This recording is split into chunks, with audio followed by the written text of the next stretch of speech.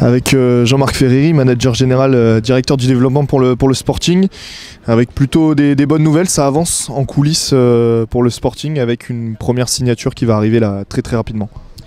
Oui, on travaille beaucoup avec Victor depuis déjà 3 semaines, donc la situation n'est pas simple parce qu'il y a le mercato d'hiver qui va arriver, il ne reste plus qu'un seul match derrière celui-là, donc c'est pas simple. Les joueurs ils veulent finir souvent à Noël et après ça va se décanter, donc je me heurte à ce problème-là.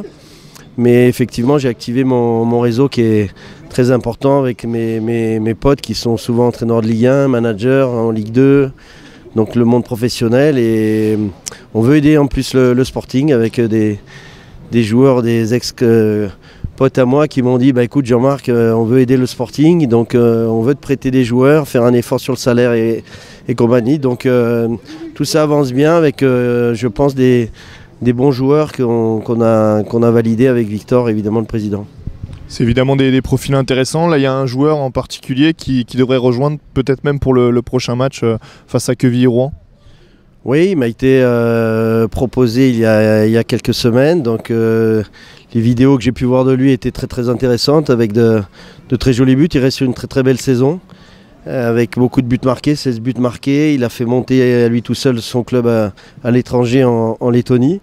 Et il n'a pas voulu rester, mais il a été formé à Nice, il a été joueur à Monaco, donc il est passé par le centre de formation, donc il a un très bon pied gauche et ça peut être effectivement une bonne surprise. Et c'est un garçon en plus humainement très bien, donc effectivement on l'a fait signer. Donc Louis Pahama qui rejoint le Sporting et d'autres pistes avec évidemment, on l'a dit, l'encadrement de la DNCG, des possibles départs cet hiver pour libérer un peu de masse salariale.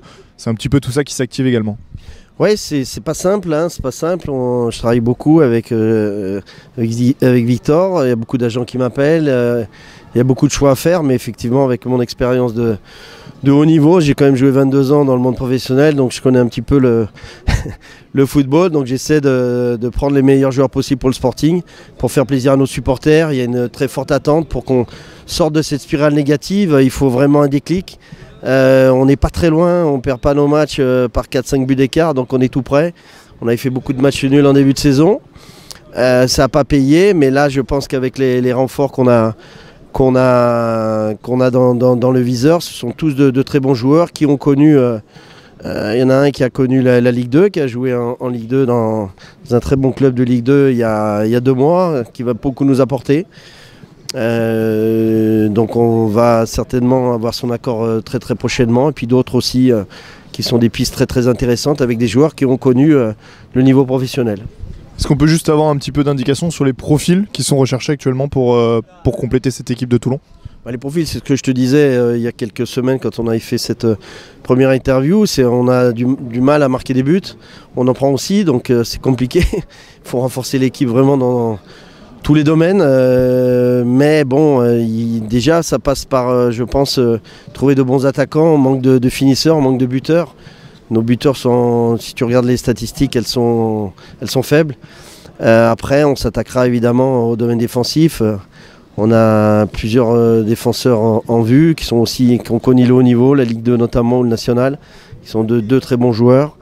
Mais bon, on est encadré par la masse salariale, donc on ne peut pas faire n'importe quoi et on ne peut pas chambouler toute l'équipe comme ça, mais il y aura des arrivées, je pense que les supporters seront contents. C'est difficile aussi pour les supporters du Sporting qui évidemment sont en attente de cette première victoire et en attente d'une série qui va pouvoir faire remonter le Sporting au classement. C'est difficile pour eux. Oui, et pourtant ils sont là à nous encourager, ils sont vraiment formidables, hein. Tous les matchs ils sont présents et c'est vrai qu'on a de la peine pour eux et on veut leur donner vraiment du bonheur. Il suffirait vraiment de cette première victoire et puis après je pense que ça va repartir, mais en tous les cas grand coup de chapeau à eux parce que si on les avait pas, ce serait encore plus difficile. Donc il ne faut pas qu'ils lâchent, il faut qu'ils nous encouragent tout le temps comme ils le font, et puis ça va finir par sourire parce que les joueurs travaillent bien à l'entraînement, il y a beaucoup d'envie, personne ne lâche, tout le monde travaille bien et ça va finir par payer. Merci.